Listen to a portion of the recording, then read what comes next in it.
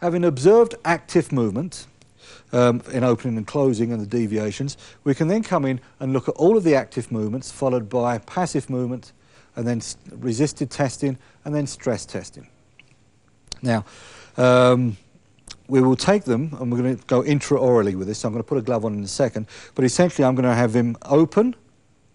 I shall overpress opening for the range of movement and the end fill, and then if there's no increase in pain, I shall resist closing to stress the contractile tissues. If this was painful at the extreme of opening, then I would basically make him do an isometric contraction into closing from a more rested position, where the teeth are just a few millimetres apart. Or enough so I can get my thumb in anyway. We can then look at closing. Close your jaw. I'll overpress. Now, on the face of it, this sounds a little silly because the teeth are going to come into contact. But in fact, if the wisdom teeth have been removed, then you may well feel this give as the back doesn't allow the closing to come to a normal stop. And you may feel that the end fill isn't quite as good as it should be, and that the incisors are not the first limiter to movement. And again, if there's no pain with that, we'll resist opening and have him force his mouth open against us. Okay?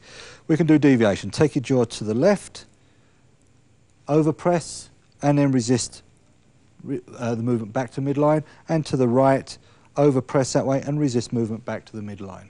So we can do these normal movements.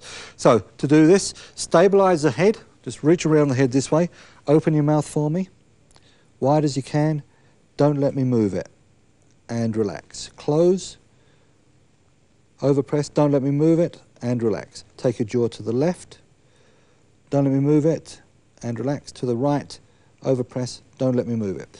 Now, as useful as these movements are, the more useful ones, though, are protraction and retraction, particularly protraction. For retraction, we'll ask him just to take your chin back into your throat. There, overpress, don't let me move it.